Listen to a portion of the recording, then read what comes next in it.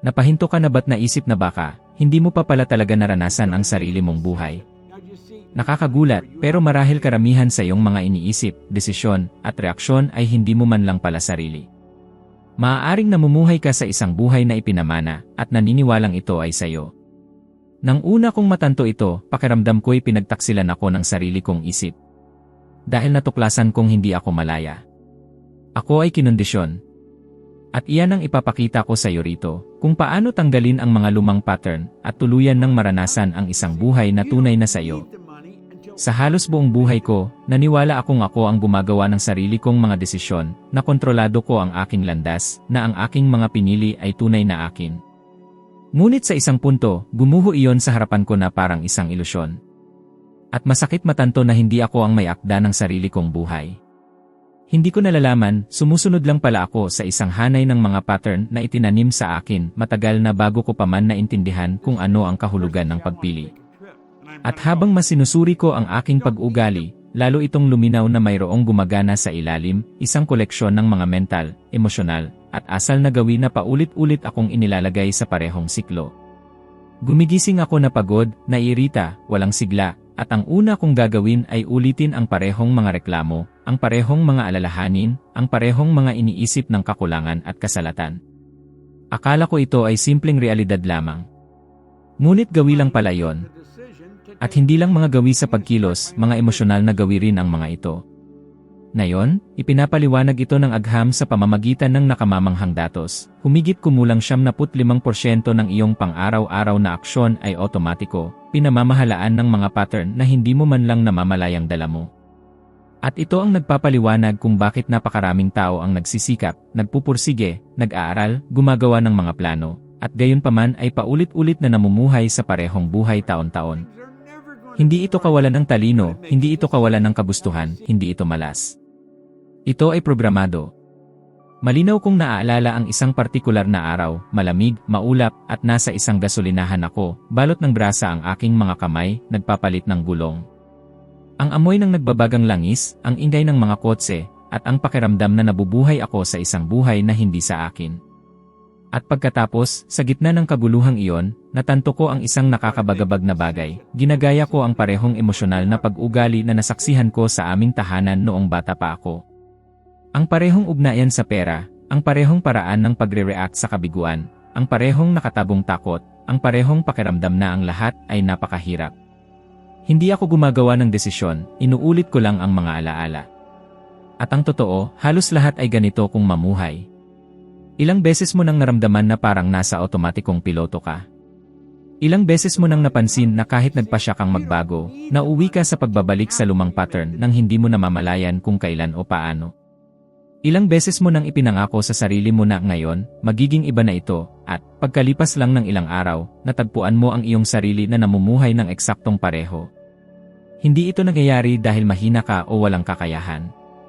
Nangyayari ito dahil mayroong sistema sa loob mo na lumalaban upang panatilihin pareho ang lahat, at ang sistemang iyon ay tinatawag na gawi, o gaya ng tawag ng marami ngayon, isang paradigma. Pinamamahalaan ng hindi nakikitang gawin na ito kung paano ka mag-isip, makaramdam, mag-react, at magdesisyon. Idinidikta pa nito kung magkano ang pinaniniwalaan mong karapat-dapat mong kitain bawat buwan.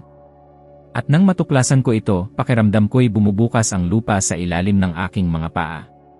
Naintindihan ko na namumuhay ako sa isang hiniram, minana, at kinondisyong buhay. Inuulit lang ng aking isip ang natutunan nito mula sa mga karanasan noong bata pa, mula sa mga pag-uusap na narinig ko, mula sa mga takot na napansin ko sa mga nakatatanda sa paligid ko. Ang aking emosyonal na sistema ay nahubog sa maraming taon ng pamumuhay sa tabi ng mga taong inuulit din ang kanilang sariling mga kondisyon. Ipinaliliwanag nito ang mga bagay na dating parang misteryo, kung bakit ang mga anak ng magulang na may utang ay madalas nahihirapan sa pera. Kung bakit ang mga taong lumaki sa kapaligiran na puno ng gulo ay nauwi sa pag-ulit ng mahirap na relasyon, kung bakit ang mga lumaki sa pakikinig ng mahirap ang pera, hindi ka pwedeng magtiwala kahit kanino, mahirap ang buhay, ay nauwi sa pagdanas mismo niyan kahit sinusubukang gumawa ng kakaiba. Hindi ito isang sinasadyang pagpili. Ito ay ang otomatikong aksyon ng isip na hindi mo namamalayan. At ang pinaka-nakakatakot na bahagi ay hanggat hindi mo naintindihan ang siklo na ito, patuloy itong nagdidikta sa lahat ng walang pagtutol. Akala mo nagpapasya ka, ngunit sa totoo lang, nagre-react ka lang. Nagre-react sa takot, nagre-react sa kakulangan, nagre-react sa kawalan ng seguridad, nagre-react sa imaheng hawak mo sa iyong sarili. Ginugol ko ang maraming taon sa paniniwalang malas ito, na tadhana ito, na marahil ay wala lang akong kailangan. Ngunit wala sa mga yon ang totoo. Inuulit ko lang ang isang panloob na pattern na umiral matagal na bago ko pa man pinangarap ang isang mas mahusay na buhay. At marahil nangyayari rin ito sa loob mo. Marahil iniisip mong gumagawa ka ng mga desisyon, samantalang sa totoo lang, dinadala ka ng agos ng iyong mga emosyonal na pattern. Marahil gumigising ka bawat araw na may pakiramdam na ang iyong buhay ay nakakulong, na gaano ka man magsumikap, mayroong laging humihila sa iyo pabalik. Marahil sa tuwing may nagsisimulang maging tama, isang hindi nakikitang pagkadiskomportable ang sumasabotahe sa iyo. Marahil nangangako kang mag-ipon ng pera, ngunit laging nakakahanap ng paraan upang gastusin ito. Marahil nagpasya kang alagaan ang iyong kalusugan, ngunit laging bumabalik sa mga lumang gawi. Marahil nararamdaman mong gaano ka man magsumikap, ang lahat ay nauwi sa gaya ng dati. At sinasabi ko sa iyo, hindi ito nagkataon. Ito ay kondisyon. At ito ay napakalalim na, madalas, hindi mo man lang namamalayan ang presensya nito. Gumagawa ito ng mga desisyon para sa iyo, bago mo pa man matanto na mayroong pagpipilian. Hinuhubog nito ang emosyon bago ka pa man makabuo ng isang pag-isip. Nagpapasya ito kung gaano karami ang iyong tinitiis, kung gaano karami ang iyong tinatanggap, kung gaano kakarisk, kung gaano karami ang pinaniniwalaan mong posible.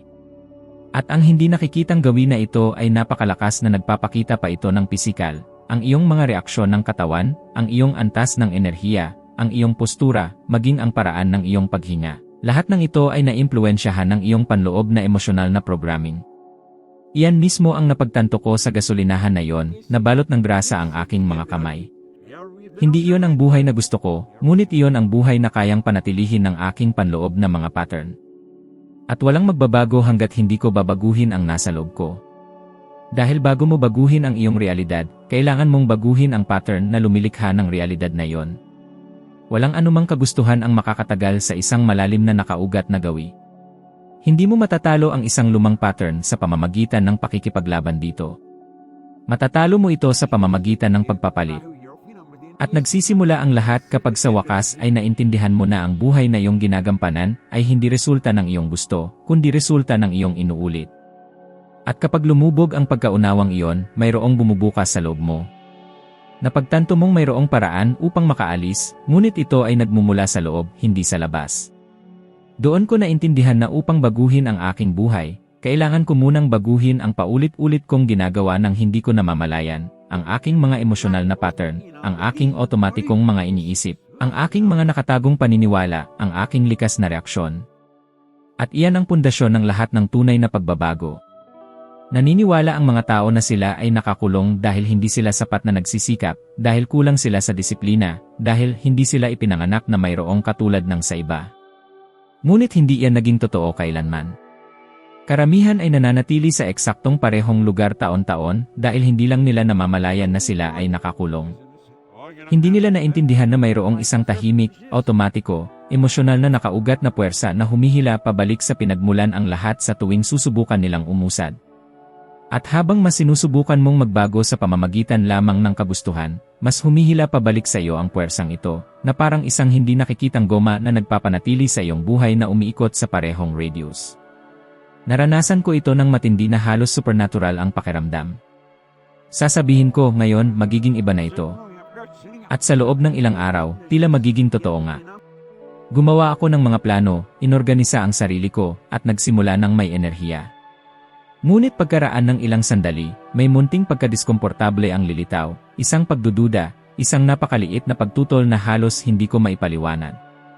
At, nang hindi ko namamalayan, bumabalik na pala ako sa mga lumang aksyon. Pagkapansin ko, nasa eksaktong lugar na pala ako kung nasaan ako dati. At ang pinakamasama, sinubukan kong ipangatwiran ito gamit ang lohika, baka hindi tamang oras, baka hindi ako mahusay dito, o hindi ito para sa akin. Hanggang sa natanto kong walang makatuwiran doon. Emotional ito. Automatiko ito. At nang sinimulan kong pag-aralan ng malalim ang pag-ugali ng tao, doon ko naintindihan ang isang bagay na nagpabago sa lahat, ang isip ng tao ay hindi naghahanap ng ebolusyon, naghahanap ito ng seguridad. At ang seguridad, para sa isip na hindi mo namamalayan, ay hindi ang mabuti, kundi ang pamilyar. Mas gusto ng utak ang isang kilalang problema, kaysa sa isang hindi kilalang solusyon. Mas pinipili nito ang isang limitado, ngunit predictable na buhay, kaysa sa isang dakilang buhay na humihingi ng bagong teritoryo.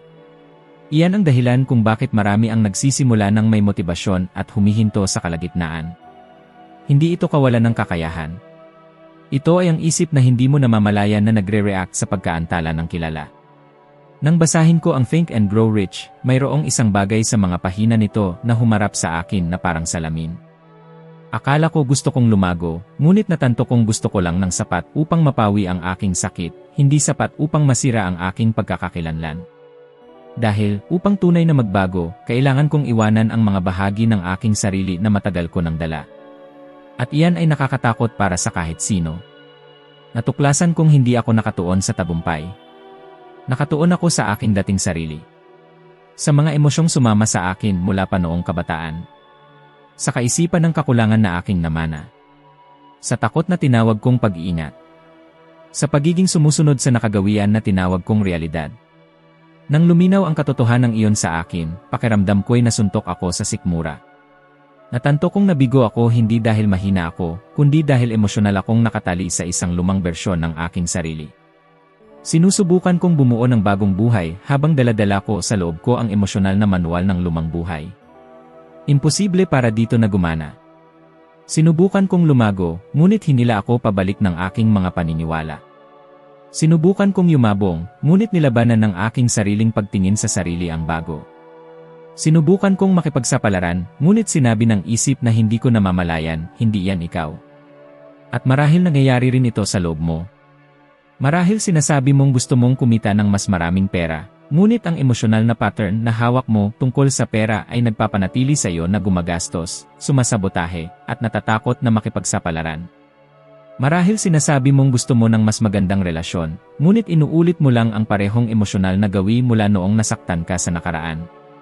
Maaaring sinasabi mong gusto mo ng pagbabago sa karera, pero kumilos ka na parang isang taong nangangailangan ng pahintulot para mabuhay. At ang pinakamalupit na detalye ay hindi mo man lang namamalayan na inuulit mo ang mga gawain ito. Pakiramdam nila ay natural. Pakiramdam nila ay ikaw na talaga. At iyon ang dahilan kung bakit napakalakas nila. Naaalala ko ng buong linaw kung paano ito naging malinaw sa akin. Nagtatrabaho ako noon sa departamento ng pamatay-sunog, kumikita ng napakaliit, pagod, naiinis, ngunit palaging bumabalik sa parehong gawain. At isang araw, nagtanong ako ng simpleng tanong, bakit ako nandito pa rin kung alam kong hindi ito ang gusto ko? Ang tanong na yon ay kinilabutan ako. Dahil napagtanto kong ang sagot ay hindi lohikal. Ito ay emotional. Nananatili ako doon dahil ito ay pamilyar. Ito ay ligtas. Ito ay madaling hulaan. Kahit na ito ay masama. Ang pinakamalaking kulungan na umiiral ay walang rehas. Ito ay may emosyonal na gawi. Patuloy kang nabubuhay ng parehong buhay dahil alam ng iyong bahagi ng isip na di mo namamalayan kung paano kumilos sa loob nito. At sa tuwing susubukan mo ang bago, maging ito man ay pag-ipon ng pera, pag-ehersisyo, pag-aaral, pagsisimula ng negosyo, pagpapahalaga sa sarili, pagtatakda ng mga hangganan, ang iyong isip ay tumutugon sa parehong mensahe. Ito ay kakaiba. Ito ay delikado, bumalik ka sa alam mo. At pagkatapos ay lumilitaw ang takot, pagkabalisa, pagpapaliban, bigla ang panghihina ng loob, emosyonal na pagkapagod. Hindi ito ang iyong mga depekto. Sila ay mekanismo ng pagprotekta ng dating sarili. Ang pinakakakaiba ay nang mapagtanto ko ito, nakaramdam ako ng halo ng ginhawa at pagrerebelde. Ginhawa dahil sa wakas ay naintindihan ko kung bakit tila stuck ang buhay ko. Pagrerebelde dahil napagtanto kong nabuhay ako sa loob ng maraming taon na naniniwalang wala akong kakayahan, samantalang sa totoo lang, emosyonal akong nakasanayan lang na huwag nang lumampas. At sa sandaling iyon nagsimulang magbago ang lahat, nang tumigil ako sa pag-iisip na kailangan ko ng mas maraming lakas at naintindihan kong kailangan ko ng higit na kamalayan. Dahil ang malupit na katotohanan ay ito, walang nananatiling nakakulong dahil gusto nila. Nananatili silang nakakulong dahil hindi nila nakikita ang mga tanikala. At kapag sa wakas ay nakita mo ang nakatagong sistemang ito na gumagana sa loob mo, nagbabago ang buhay. Hindi lahat ng sabay-sabay, ngunit nagsisimula itong gumalaw. Dahil ang kamalayan ay palaging ang unang bugso laban sa pader ng kinasanayan. At iyan mismo ang unang bugso na lumilikha ng espasyo para sa lahat ng susunod. Ang unang pagkabiyak sa aking dating sarili ay hindi nangyari sa isang malaking sandali o sa isang espesyal na kaganapan. Nangyari ito sa isang ordinaryong araw, sobrang ordinaryo na halos nakalimutan ko na sana kung hindi nito binago ang lahat. Nakaupo ako sa locker room ng Departamento ng Pamatay-Sunog sa Toronto, pagkatapos ng isa pang nakakapagod, pinagpapawisan, naiinis, at ganap na walang direksyong shift. Para akong umabot sa emosyonal na hangganan, hindi dahil sa labis, kundi sa paulit-ulit. Ang paulit-ulit na buhay na di ko na masikmura. At sa kakaibang katahimikan na yon, sa pagitan ng malayong huni ng mga sirena, at ang matapang na amoy ng langis at goma, may bumigay lang sa loob ko. Hindi ito galit, hindi ito lungkot, ito ay linaw. Isang linaw na di inaasahan na halos ikinagulat ako. Napagtanto ko, sa unang pagkakataon, na nabubuhay ako ng isang buhay na hindi ko pinili. Isang buhay na tila nakasulat na kahit bago pa ako ipinanganak. At para akong nakuryente, hindi ako nagdedesisyon ng anuman. Sumusunod lang ako sa script na ibinigay ng aking paligid. Ang script ng mga napalampas na pagkakataon. Ang script ng kakarampot na sahod. Ang script ng ganito lang talaga, tanggapin mo na. At kapag tagos sa buto ang katotohanan ng iyon, masakit. Dahil napagtanto mo na walang anuman dito ang tunay na sayo. Umuulit ka lang. Inuulit ang takot na nakita mo sa iba. Inuulit ang pagsunod na natutunan mo sa pagmamasid. Inuulit ang mga limitasyon na hindi mo kailanman kinuwestiyon. At nang mapagtanto ko ito, nakaramdam ako ng isang bagay na hindi ko pa naramdaman kailanman, isang halo ng kahihiyan at ginhawa. Kahihiyan dahil nabuhay ako ng matagal na sumusunod sa hulmang hindi ko naman talaga. At ginhawa dahil sa wakas ay naintindihan ko ang dahilan ng aking pananatili sa dati. Doon ako gumawa ng isang simpleng desisyon, ngunit malalim ang kahulugan, nagpasya akong hindi ko natatanggapin ang landas na yon bilang kapalaran. Hindi sa alam ko na kung saan pupunta. Hindi ko alam. Ngunit nagpasya ako na, mula noon, hindi ko na ipagpapatuloy ang paglalakad kung saan ayoko pumunta. Ito ang unang pagkabiyak. Ang unang lamat sa pader na akala ko'y matibay. At kakaiba, ang lamat na ito ay hindi dumating na may sigaw, kundi may bulong, hindi ito ikaw. At kapag ang salitang iyon ay tumama sa puso ng isang tao, nagbabago ang lahat. Dahil napagtanto mo na nabubuhay ka ng mas mababa sa iyong kakayahan. At eksakto sa sandaling iyon nagsisimula ang emosyonal na pagbabago na buong lakas na nilalabanan ng utak. Naaalala ko ang eksaktong pisikal na sensasyon na naramdaman ko noong araw na yon. Para akong hinihila pabalik ng aking isip sa dating sarili, sa dating mga dahilan, sa dating ginhawa na nagkukubli bilang seguridad. Ngunit sa isang sandali, isang nag-iisang sandali, natalo sa laban ang dating gawin na yon. At naramdaman kong kailangan kong kumilos bago ito bumalik ng mas malakas. Doon ako gumawa ng isang bagay na maliit, ngunit ganap na labas sa aking nakasanayan. Pinatay ko ang autopilot. Pinagmasdan ko ang aking sarili. At sinadya kong gawin ang kabaligtaran ng kung ano ang palagi kong ginagawa. Maaaring maliit lang ito sa paningin ng iba. Ngunit para sa isang emosyonal na sanay, ito ay isang lindol sa loob ng sarili. Kapag ginawa mo ang unang aksyon na sumasalungat sa iyong dating sarili, nagpapadala ka ng isang malakas na mensahe sa iyong isip, kaya kong kumilos ng iba. At ang maliit na paggalaw na iyon ay nagsisimulang magpahina sa nakasanayan. Naramdaman ko iyon noong araw na iyon. Habang umaalis ako sa locker room at naglalakad sa malamig na kalye, hindi ko alam kung ano ang mangyayari. Ngunit alam kong hindi na ako ang dating ako. Ang unang pagkabiyak ay nangyari na. May bumigay sa loob ko, at kapag may nabiyak, may bagong makakapasok. Ngunit ang nakaka-interes ay hindi dumating ang pagbabagong ito bilang kabayanihan. Dumating ito bilang pakiramdam ng di komportable. At dito nawawala ang marami. Dahil kapag lumilitaw ang pakiramdam ng di komportable, naniniwala sila na ito ay tanda na may mali silang ginagawa. Ngunit hindi. Sa katunayan, ang pakiramdam ng di komportable ay ang tiyak na patunay na nahahawakan mo ang mga bahagi ng iyong pagkatao na di pa nahahawakan kailanman. Ito ang unang sintomas ng tunay na pagbabago. Naaalala ko ang paglalakad at ang pakiramdam na umiikot ang tiyan ko, hindi dahil natatakot akong mabigo, kundi dahil, sa unang pagkakataon, malapit ko nang iwanan ang dating sarili. At ang pag-iwan sa isang lumang bersyon ng iyong sarili ay parang tumatawid ka sa isang emosyonal na pintuan. Hindi mo alam kung ano ang nasa kabilang panig, ngunit alam mong kung mananatili ka sa iyong kinalalagyan, patuloy kang mabubuhay ng isang buhay na hindi sayo. At marahil ito ang pakiramdam na naranasan mo na sa ilang punto. Ang kutob na may kailangan masira sayo para may bagong ipanganak. Ang pagnanais na magbago na halo ng takot na hindi maipaliwanag. Ang pakiramdam na, kung hindi ka gagawa ng kakaiba ngayon, ang buong buhay mo ay mananatili sa dati. Ang sandaling ito, ang pagkabiyak na ito, ang simula ng lahat. Dahil walang malaking pagbabago ang nagsisimula sa isang engranding bagay. Palagi itong nagsisimula sa isang tahimik, halos hindi napapansin, ngunit tunay na malalim na pagkasira sa loob. Ang sandaling iyon kapag sa wakas ay sinabi mo, hindi ko na ito ipagpapatuloy.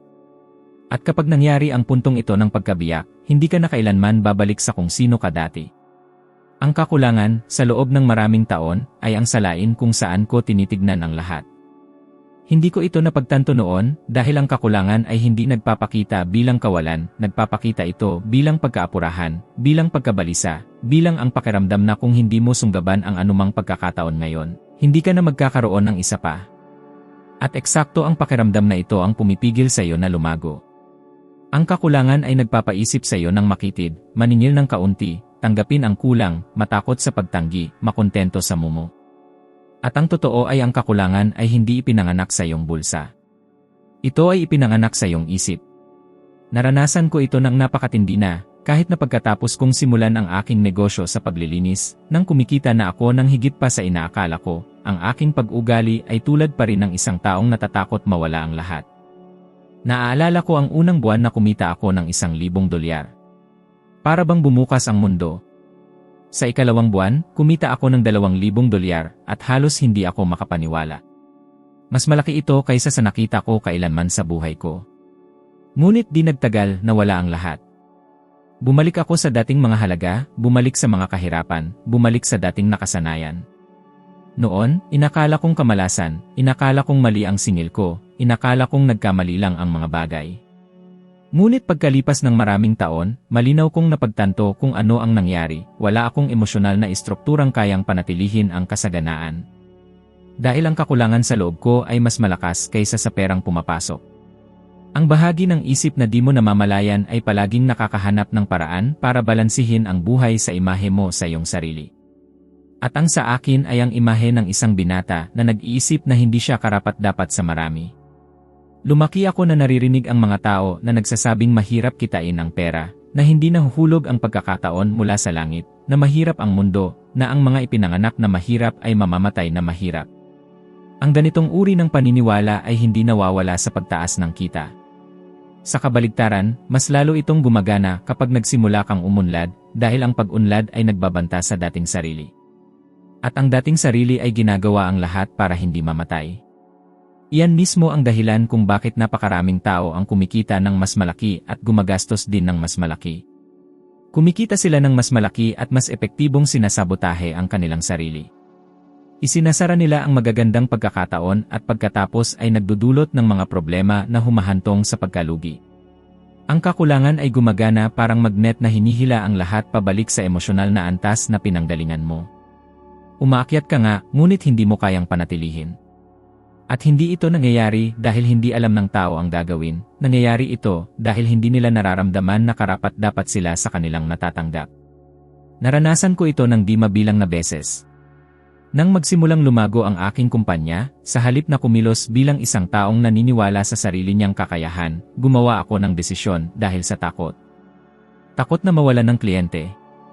Takot na maningil ng mas mataas. Takot na hindi makasabay sa bilis. At ang takot na ito ay nagkukubli bilang pagpapakumbaba. Sasabihin ko sa aking sarili, ayoko naman na labis-labis, ayoko namang mukhang masyadong ambisyoso, ayoko namang magmukhang sakim. At habang sinasabi ko iyon, pinatibay ko lang ang kakulangan na bumalot sa aking pagkatao. Hindi basta nawawala ang ganitong gawi. Kailangan ito ng kamalayan, ng presensya, ng tapang sa damdamin. Dahil ang pagbabago ay hindi lang tungkol sa pag-aaral ng mga bagong kagamitan, ito ay tungkol sa pagpapalaya sa mga lumang paniniwala. At masakit ang pagbitaw sa luma dahil pamilyar ito. Ngunit mas matindi ang sakit ng pagkapit sa isang bagay na sumisira sa iyo. Malinaw kong naranasan ito sa isang ordinaryong araw. Nakaupo ako sa isang maliit na mesa, sinusuri ang aking buwanang kita, at napagtanto kong kumita ako ng malaking halaga noong buwan na yon, ngunit, sa paano man, halos wala nang natira sa akin. At sa sandaling iyon, naging malinaw ang isang bagay, nabubuhay ako ng ayon sa aking paniniwala na nararapat sa akin. Kahit na sa isip, sinasabi kong gusto kong umunlad, sa damdamin, ako pa rin ang taong nakakakita sa aking sarili bilang limitado. At ang pagkaunawa rito ay parang pagbubukas ng bintana sa isang madilim na silid. Hindi komportable ang bagong liwanag, ngunit mahalaga. Dahil dito, napagtanto ko ang isang malalim na katotohanan, hindi binibigay ng buhay ang hinihingi mo. Binibigay nito ang kaya mong panindigan sa damdamin. Kaya naman, maraming tao ang nabubuhay ng mas mababa sa kanilang tunay na kakayahan. Hindi nila nararamdaman na kaya nilang gumawa ng higit pa. May takot sila sa kasaganaan. Takot sa responsibilidad na kaakibat ng paglago. Takot sa hindi alam. Mas gusto ng kanilang utak ang pamilyar na sakit ng limitasyon kaysa sa hindi kilalang kalayaan ng pag-unlad. Naranasan mo na ba ito? Yung kaba kapag may magandang mangyayari. Yung kakaibang pakiramdam na magkakamali ito kahit na maayos ang lahat. Yung biglaang pagnanais na sumuko kapag nagsisimula ng umayon ang mga bagay. Iyan ang kaisipang nakatuon sa kakulangan. Ayaw nitong mawala ang kapit nito sa iyo. At ang tanging paraan para malampasan ito ay sa pamamagitan ng pagpapalit nito ng isang bagong mental na imahe, isang imahe ng isang taong nararapat, nagtitiwala, lumalawak, at hindi natatakot tumanggap. Kinailangan kong matutunan ito ng personal. Kinailangan kong matalo para maunawaan kung bakit ako natalo. Kinailangan kong makita ang aking sarili na inuulit ang parehong mga gawi upang tuluyang maunawaan na ang problema ay wala sa mundo sa paligid ko, ito ay nasa loob ko. At nang napagtanto ko ito, sa kauna-unahang pagkakataon, nagawa kong tingnan ang aking sarili ng may tunay na katapatan. At binuksan ng katapatang iyon ang espasyo kung saan maaaring makapasok ang tunay na kasaganaan. Hinuhubog ng kakulangan kung paano ka magsalita, kung paano ka makipagtawaran, kung paano ka maningil, kung paano ka magdesisyon, kung paano ka magtitiwala, kung paano mo ipaglalaban ang iyong halaga. Pinapaliit ka nito. Binabawasan ka nito. At hanggat ito ang namumuno, walang estratehiyang pinansyal, walang pagkakataon, walang kurso, walang umento ang magiging sapat. Dahil kapag lumalaki ang iyong pitaka, ngunit nananatiling maliit ang iyong isip, palaging bumabalik ang buhay sa dating sukat nito. Kaya naman, kapag sinimulan mong baguhin ang gawin na ito, lahat ay nagbabago, hindi dahil nagbago muna ang mundo, kundi dahil tumitigil ka sa pagpapalabas ng kakulangan at nagsisimulang magpalabas ng posibilidad. Tumitigil ka sa pamumuhay sa takot at nagsisimulang mamuhay ng may layunin. Tumitigil ka sa pagkalagkad sa iyong sarili sa buhay at nagsisimulang lumakad dito bilang isang taong nararapat na narito. Dito, tumitigil ka sa paghila ng kakulangan at nagsisimulang maging gabay ng kamalayan. Doon nagsisimula ang lahat. Ang pagkakasala ay isa sa mga pinakamapaminsalang bigat na kayang dalhin ng isang tao dahil tahimik itong pumapasok. Kumukuha ito ng espasyo sa loob mo ng walang pahintulot, at kapag napagtanto mo, nabubuhay ka na ng nakayukod sa damdamin, naniniwalang ang pasaning ito ay natural na bahagi ng iyong pagkatao. Sa loob ng maraming taon, dinala ko ang pagkakasala na ito na parang moral na tungkulin, pagkakasala sa hindi pag-aaral, pagkakasala sa hindi pagsunod sa inaasahan ng iba, pagkakasala sa hindi sapat na kita, pagkakasala sa pakiramdam na hindi ako kailanman nasa ayos. At ang pagkakasala na ito ay unti-unting umubos sa aking enerhiya sa halos hindi nakikitang paraan, dahil hindi ito nagpapakita bilang mga sigaw sa loob. Nagpapakita ito bilang pagod, bilang pagdududa, bilang ang boses na nagsasabing, baka hindi ako sapat. Naaalala ko ang isang gabi na malalim na nagpapatibay sa gawin na ito sa aking isip. Naglilinis ako ng sahig ng opisina ng 3:00 ng umaga. Mag-isa. Napakalalim ng katahimikan, kaya naririnig ko ang aking hininga na umuugong sa karpet. At habang kinukuskus ko ang sahig na yon sa 20 beses, nagsimula akong magtaka kung paano ako napunta doon. Wala akong ambisyon, walang plano, walang pananaw.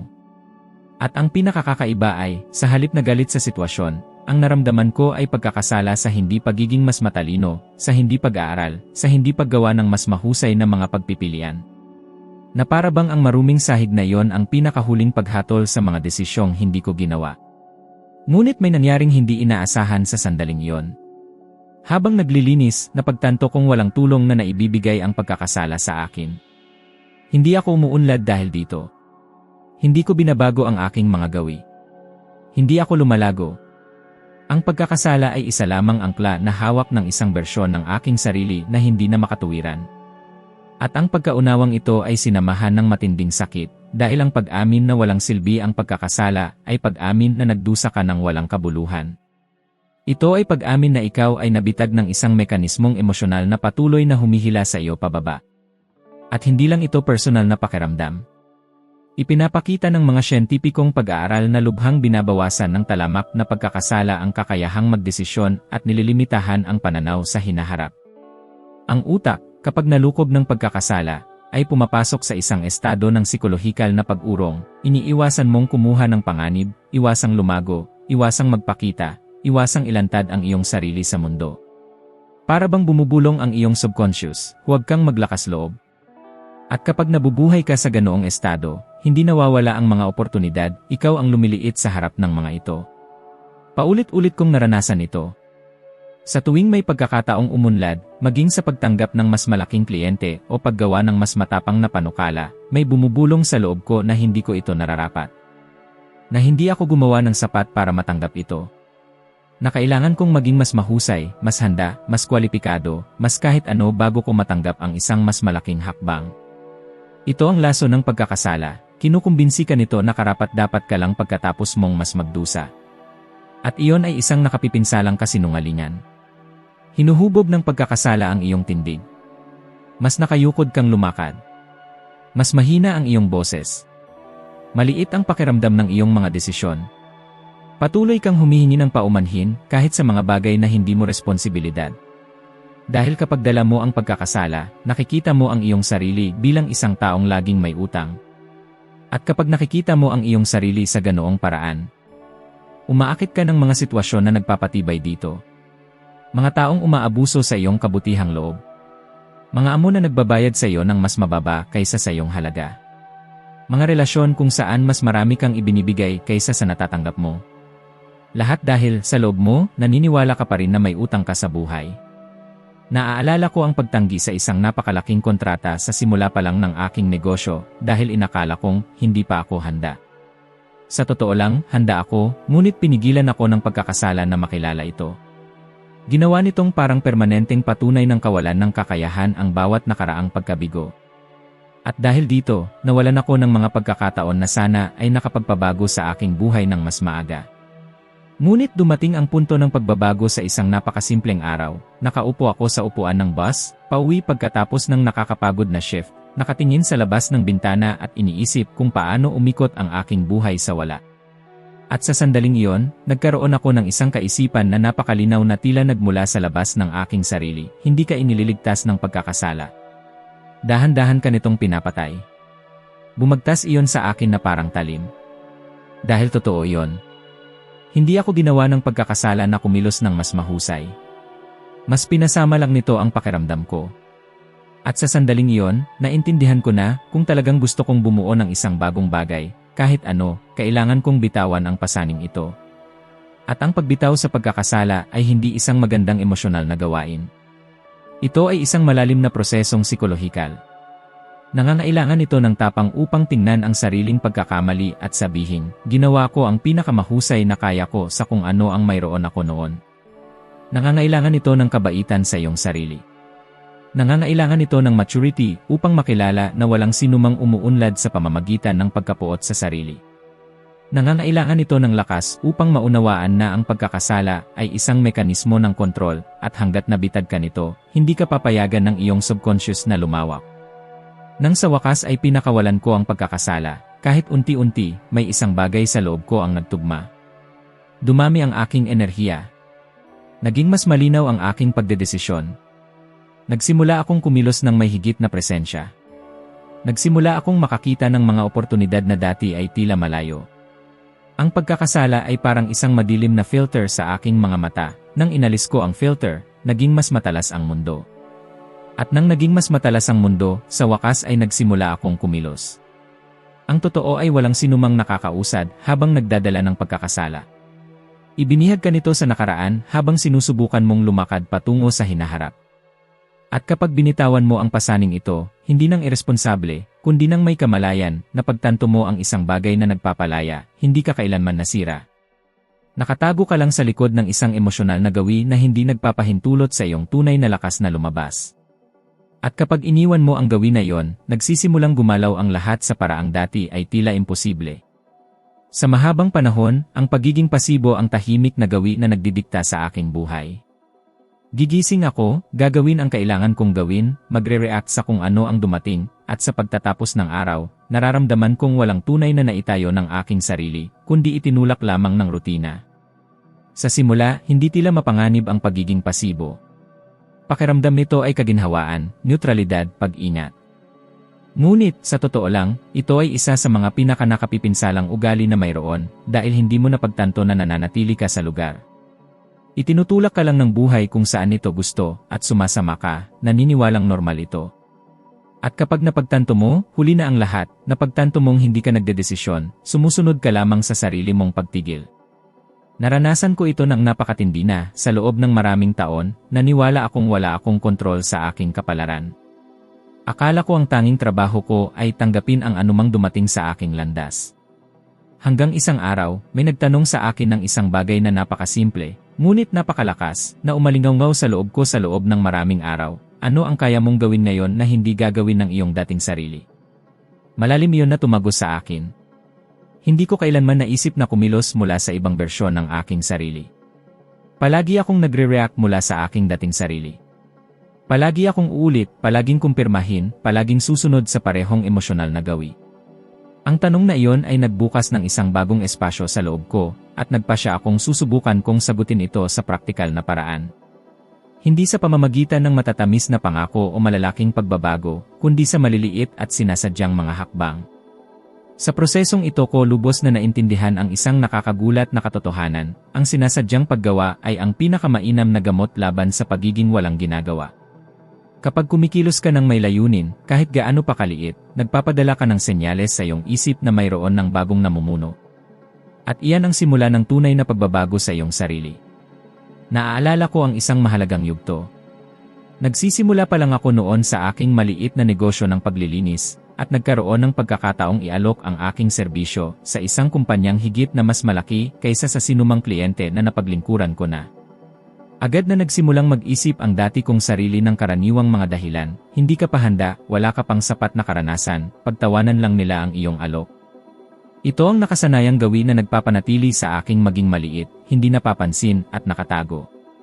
Ngunit sa panahong iyon, sinasanay ko na ang pagtatanong sa sarili ng iba. Kaya tinanong ko ang aking sarili, ano ang gagawin ng mas matapang kong bersyon ngayon? At ang sagot ay dumating na may lakas na nagpatindig ng balahibo ko, pupunta siya. At pumunta ako. Kinakabahan, pinagpapawisan ang aking mga kamay, at nanginginig ang aking boses, ngunit lumakad ako. Umupo ako sa harap ng direktor ng kumpanya, iprinisinta ang aking serbisyo, at laking gulat ko nang pumayag siya sa aming kasunduan kaagad. Ang maliit at simpleng desisyong iyon ay hindi lang nagpabago sa aking kita. Nagpabago ito sa pagtingin ko sa aking sarili.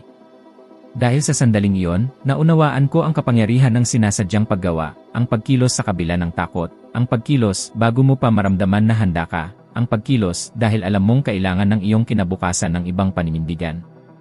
Kinukumpirma ito ng agham sa napakatalinong paraan, mas tumutugon ang utak sa paggawa kaysa sa pag-isip. Ang paggawa ang lumilikha ng mga bagong koneksyon sa utak. Ito ang bumabasag sa mga lumang gawi. Ito ang nagtatakda ng bagong pagkakakilanlan mo. At habang mas madalas kang kumikilos na naayon sa kinabukasan na iyong hinahangad, mas nagsisimulang makita ng iyong isip ang sarili mo bilang isang taong kayang isabuhay ang kinabukasang iyon. Ngunit bago ako magpatuloy, may nais lang akong itanong. Kung ang mga naririnig mo sa ngayon ay nagbibigay sa iyo ng kaliwanagan, nakakatulong sa iyong makita ang mga bagay na marahil ay hindi mo napapansin at talagang nakakabuti sa iyo, kung gayon, pakipindot ang like button at mag-subscribe sa channel. Hindi lang ito isang simbolikong galaw, isa itong sinasadyang pagkilos. Ito ay paraan ng pagsasabi mo, pinipili kong patuloy na lumago.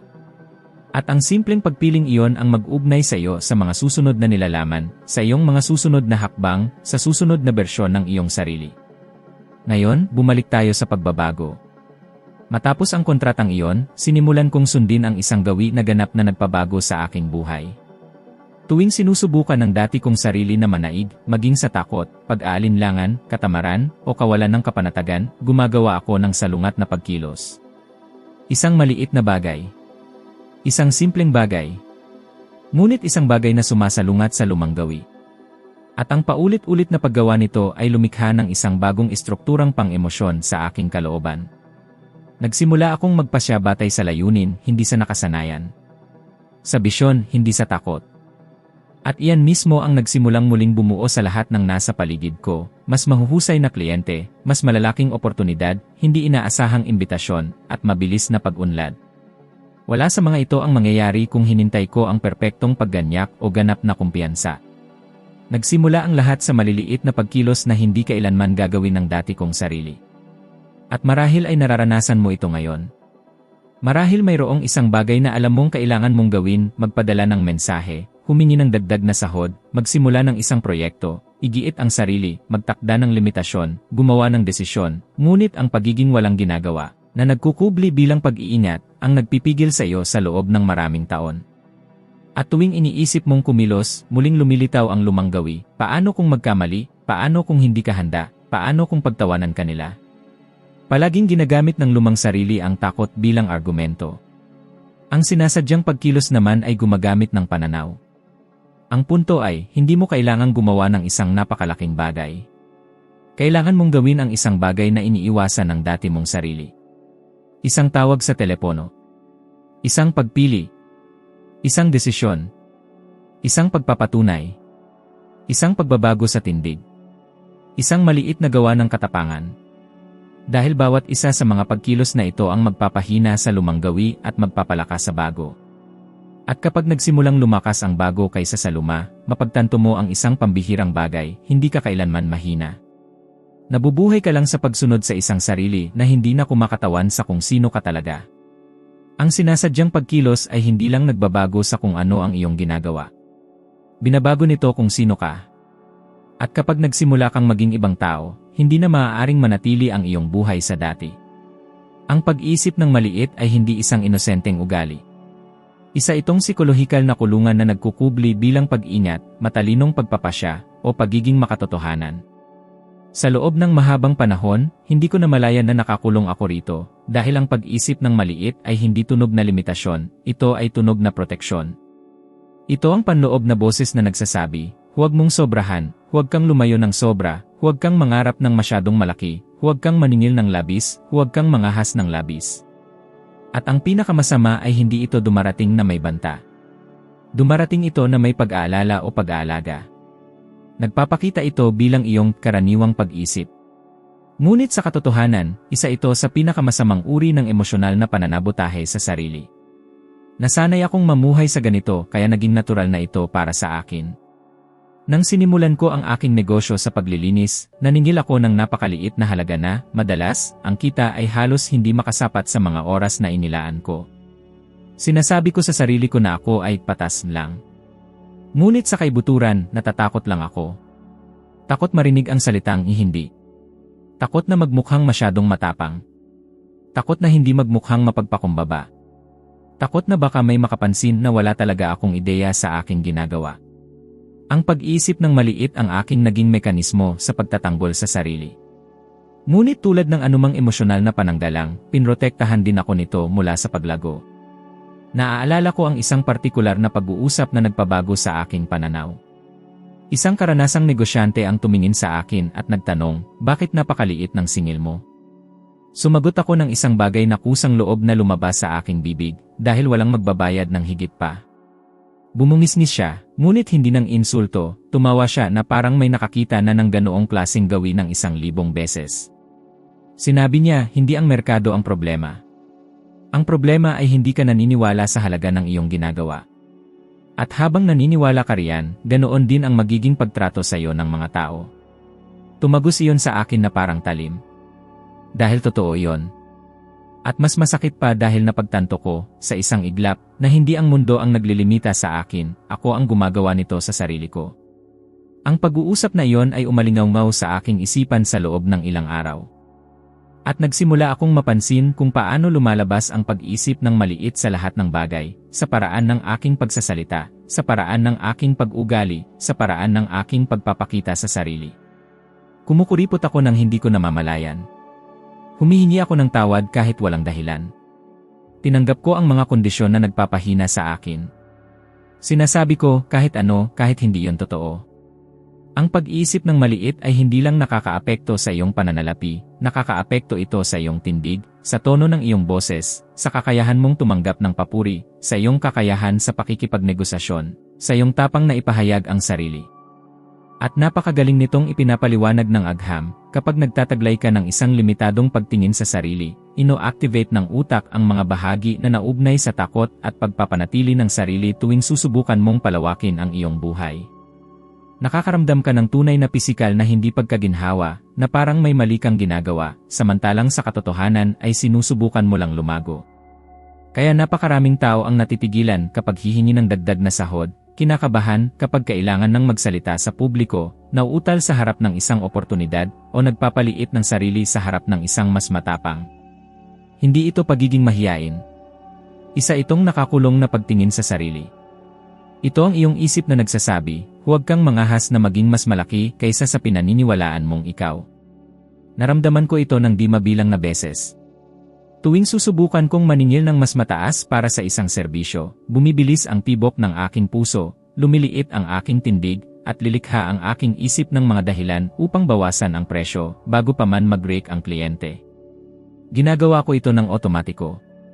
At ang pinakamalupit na bahagi ay pagkatapos, makatuwirang binibigyang katwiran ko ito, kahit papaano ay nasiguro ko ang trabaho. Ngunit ang totoo, wala akong nasiguro, pinatunayan ko lang, muli, ang maliit na pagtingin ko sa aking sarili. Nagsimula ang tunay na pagbabago nang magpasya akong gumawa ng isang bagay na lubos na hindi komportable para sa akin noon. Nagsimula akong kumilos na parang isang taong malaki ang pangarap, bago pa man ako makaramdam na handa na. At hindi ito nangangahulugang kumilos na parang mayabang. Nangangahulugan ito ng pagkilos ng may dignidad. Nangangahulugan ito ng pagsasalita ng may katatagan. Nangangahulugan ito ng pagtingin sa mga tao ng diretsyo sa mata. Nangangahulugan ito ng paniningil ng nararapat. Nangangahulugan ito ng pagpoposisyon sa sarili na may tindig ng isang taong alam ang kanyang ginagawa. Nangangahulugan ito ng pagtigil sa paghingi ng tawad sa iyong pag-iral. Ito, para sa akin, ay revolusyonaryo. At marahil ipinapaliwanag nito ang isang bagay na naramdaman mo na, ang pakiramdam na maaari kang mamuhay ng higit pa, maging higit pa, magkaroon ng higit pa, ngunit mayroong isang bagay na hindi nakikita na pumipigil sa iyo. Iyan mismo. Ang pag-iisip ng maliit ay lumilikha ng isang hindi nakikitang hadlang sa paligid ng iyong pagkatao. Alam mong may higit pa riyan, ngunit may isang bagay sa loob mo ang nagsasabi, hindi iyan para sa iyo, hindi ngayon, hindi sa ganitong paraan. At kaya pinananatili mo ang iyong sarili na mas maliit upang magkasya ka kung nasaan ka. At ang pilit na pagkasya sa isang lugar na hindi mo naman dapat kalagyan ang pinakamasakit na paraan para mabuhay. Ang totoo, walang pinoprotektahan ang pag-iisip ng maliit. Pinapahaba lang nito ang pagdurusa. Dahil ipinanganak ka na may napakalaking kakayahan, ngunit nabubuhay ka na nakakulong sa loob ng isang napakaliit na bersyon ng iyong sarili. At habang mas sinusubukan mong mamuhay na mas maliit kaysa sa kung ano ka, mas ipinapakita sa iyo ng buhay na mayroong hindi tama. Nakakaramdam ka ng pagkadismaya, pagtigil sa pag-unlad, kakulangan ng sigla, isang pakiramdam ng nasayang na potensyal. Hindi dahil may mali sa iyo, kundi dahil sinusubukan mong magkasya sa isang emosyonal na espasyo na hindi na angkop para sa iyo.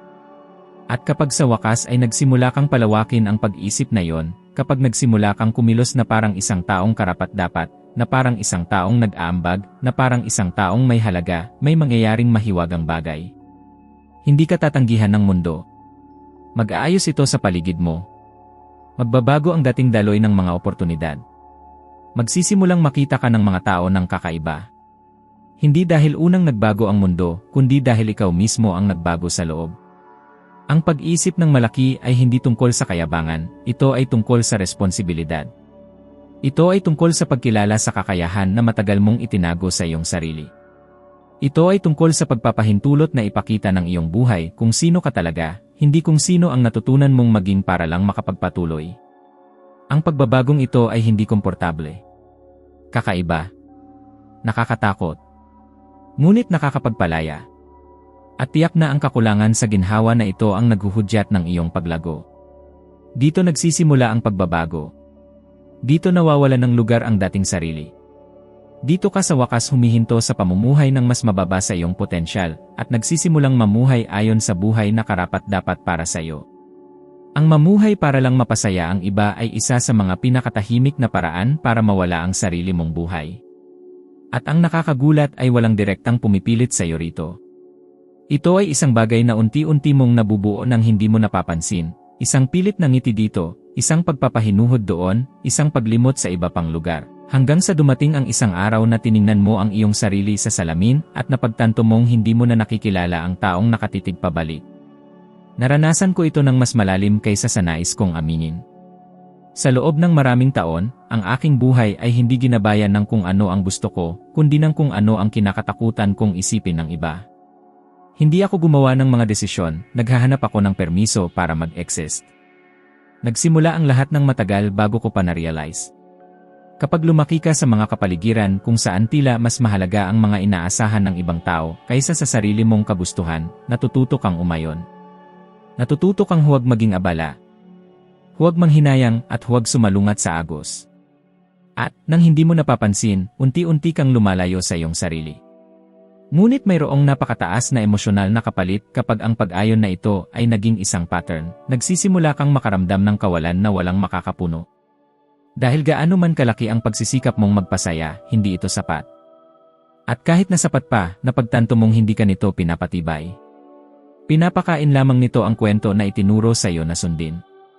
Brutal kong naramdaman ito nang magpasya akong iwanan ang aking matatag na trabaho upang ituloy ang isang bagay na ganap na walang katiyakan. Dumating ang reaksyon ng aking pamilya ng mas mabilis kaysa sa pagbabago mismo. Tinawag nila akong iresponsable, sinabi na sinisira ko ang aking buhay, na sinasayang ko ang seguridad na pinapangarap ng marami. At tumusok iyon sa aking puso na parang kutsilyo. Dahil hanggang sa sandaling iyon, naniniwala pa rin ang isang bahagi ng aking sarili na kailangan ko ang kanilang pagtanggap upang mabuhay. Dala-dala ko ang pattern na ito nang hindi ko namamalayan. Isang pattern na nagpaliit sa aking mga pangarap upang umayon sa pag-unawa ng iba. Isang pattern na nagpapaliit sa akin tuwing may hindi sumasang-ayon sa aking mga pinili. Ngunit noong araw na yon, habang nagsasalita sila, nakaramdam ako ng ibang iba at ganap na bago. Naramdaman ko na, sa unang pagkakataon, handa akong hindi maintindihan kung nangangahulugan iyon ng pagiging totoo sa kung ano ang nararamdaman ko sa loob. At iyan ang isa sa pinakamahirap na desisyon na maaaring gawin ng sinumang tao, ang piliin ang panloob na katotohanan kaysa sa panlabas na pagpapatunay. Natakot ako. Takot na mabigo, takot na madismaya, takot na kumpirmahin ang lahat ng kanilang sinabi. Ngunit pagod na rin ako sa pagiging isang pinababang bersyon ng aking sarili upang umayon sa mga inaasahan ng mga taong hindi naman namumuhay ng aking buhay.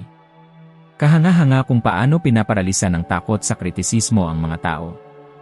Malinaw na ipinapaliwanag ito ng psikolohiya, iniugnay ng utak ng tao ang pagtanggi sa panganib dahil, noong sinaunang panahon, ang pagiging tinanggihan ay nangangahulugang mawawalan ng proteksyon.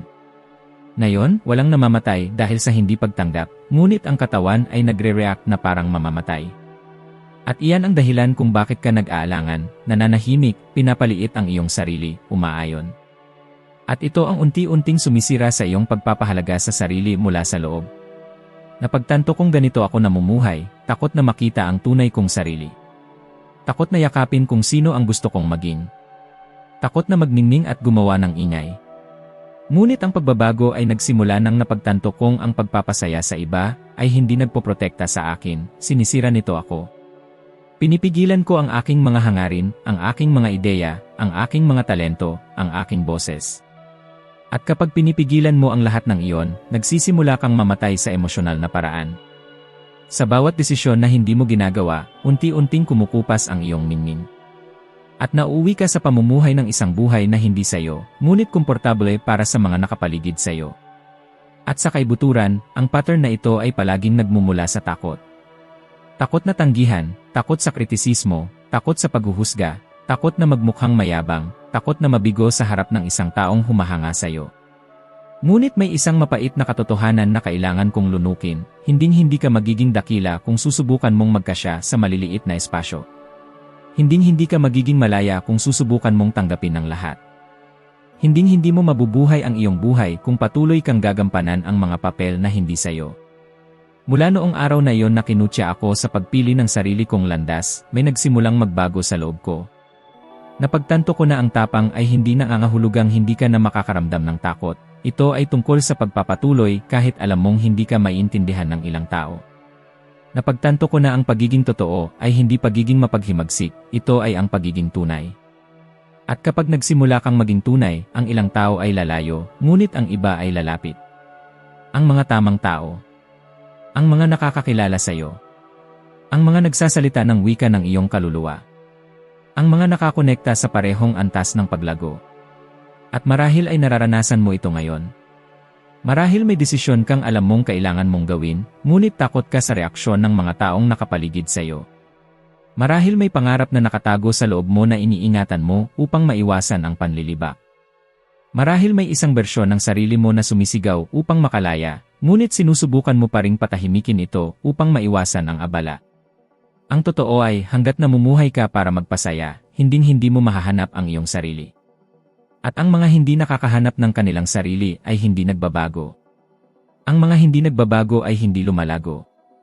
Ang mga hindi lumalago ay nagiging hindi maganda ang emosyonal na kalagayan. Ang isang tunay na buhay ay palaging nagsisimula sa parehong punto, ang araw na magpasya kang hindi mo na traidurin ang iyong sarili upang tanggapin ng iba. At kapag ginawa mo ang desisyong iyon, kahit maliit lamang, kahit nanginginig ka, kahit hindi ka sigurado, ang buong universo ay nagsisimulang tumugon sa mga paraan na dati ay tila imposible.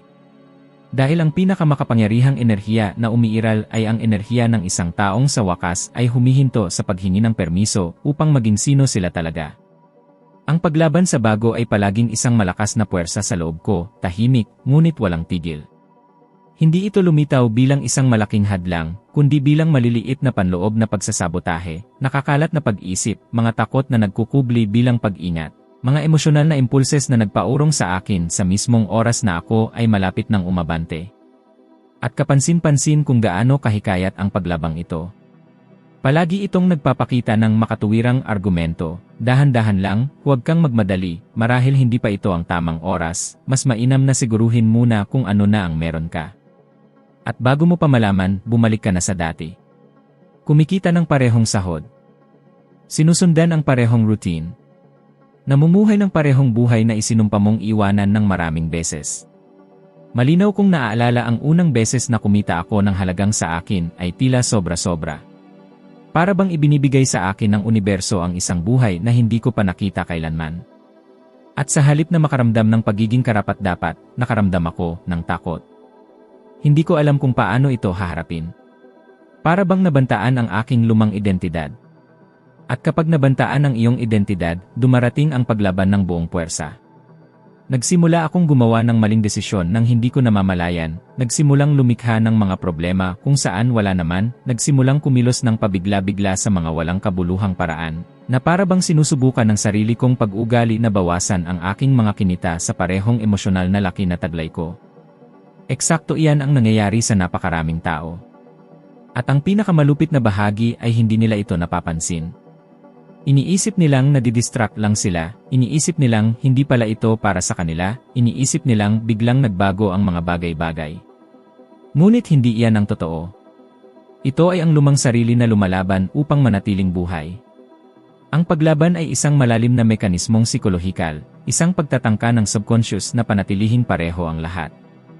Itinuturing nito ang bago bilang isang banta, kahit na ang bago ay mabuti. Ito ay likas. Ito ay otomatiko. At iyan ang dahilan kung bakit napakahirap itong makita.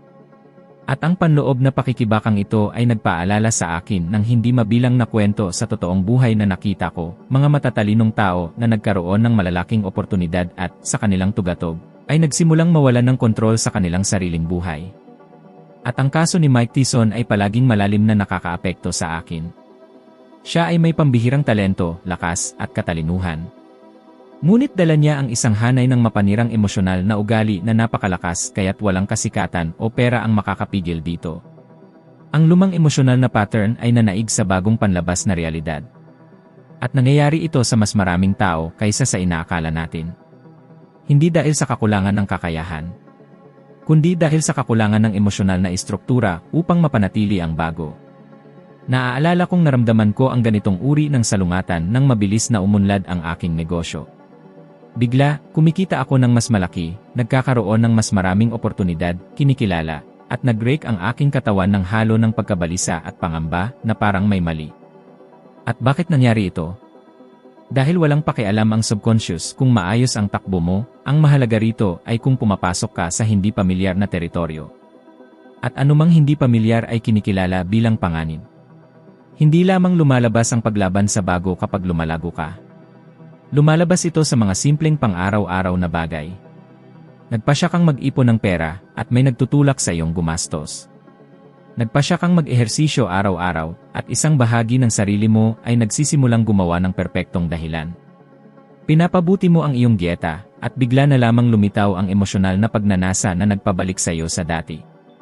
Nagpasya kang mag-aral, ngunit ang katawan mo ay nagiging balisa, pagod at madaling madistract. Wala sa mga ito ang nagkataon lamang. Ito ay ang lumang pattern na lumalaban para sa sarili nitong kaligtasan.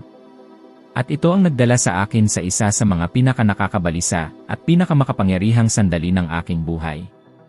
Nang magsimula akong kumita ng malaki sa aking kumpanya, napagtanto ko na bawat bagong oportunidad ay may kasamang takot na hindi ko maipaliwanag. Para bang palagi akong umaasa na may mangyayaring masama.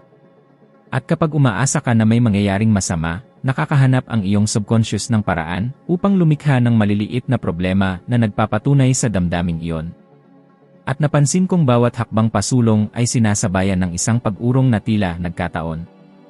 Ngunit walang anuman sa isip ng tao ang talagang nagkataon lamang. Lahat ay pattern. Lahat ay pag-ulit. Ito ay ang lumang sarili na sumusubok bumalik sa lugar na sa pakiramdam nito ay ligtas. Lubos na karaniwan sa mga tao ang isipin na kailangan muna nilang maging kumpiyansa bago kumilos, maging malakas bago harapin ang bago, o makaramdam ng katiyakan bago gawin ang susunod na hakbang. Ngunit eksakto ang kabaligtaran. Kailangan mong kumilos habang nanginginig ka pa. Kailangan mong sumulong habang nagdududa ka pa. Kailangan mong itulak ang iyong sarili kahit hindi mo pa nararamdaman na handa ka na. Dahil ganyan mo malalampasan ang paglaban. Hindi nawawala ang paglaban bago ka kumilos. Nawawala ito sa mismong pagkilos. Siguro naramdaman mo na ito noon, ang kakaibang pakiramdam ng pagkaasiwa kapag nagsisimulang gumanda ang buhay. Para bang pinagtataksilan mo ang isang bahagi ng iyong sarili. Para bang pumapasok ka sa ipinagbabawal na teritoryo. Para bang may darating na bagay na masyadong malaki at hindi mo alam kung paano ka tutugon. Ang pagkaasiwa na ito ang patunay na lumalawak ka. Ito ay tanda na sinusubukan ng iyong panloob na realidad na umayon sa laki ng panlabas na realidad na papalapit. Ang paglaban ang huling balakid bago ang tunay na pagbabago. Palagi itong lumilitaw sa hangganan. Sa sandali bago ang pagtalon. At karamihan sa mga tao ay umaatras sa mismong puntong iyon, hindi dahil sa kawalan ng kakayahan, kundi dahil hindi nila naintindihan na ang pagkaasiwa na ito ay natural. Na bahagi ito ng proseso. Na ito ang tanda na eksakto kang naroroon kung nasaan ka dapat. Bago tayo magpatuloy, gusto kong gumawa ka ng isang maliit na hakbang na lubos na makapagpapabago sa epekto ng mensaheng ito. Isipin ang isang tao lang, na kilala mong nakakulong sa lumang nakagawian, nakikipaglaban sa parehong takot, inuulit ang parehong mga siklo, at pasan ang parehong bigat ng damdamin sa loob ng mga taon. Kung naantig ka ng nilalamang ito, malaki ang posibilidad na makakaantig din ito sa kanila. Ibahagi ang video na ito sa taong iyon. Minsan, isang simpleng pag-uusap, isang simpleng pananaw, isang simpleng butil ng kamalayan lamang ang kailangan upang simulan ang pagbabago na matagal na nilang hinihintay. At salamat sa paglalakbay mo kasama ko hanggang dito. Palaging isang karangalan na ibahagi ang espasyong ito sa isang taong handang palawakin ang sarili niyang buhay. Magkikita tayo sa susunod na video.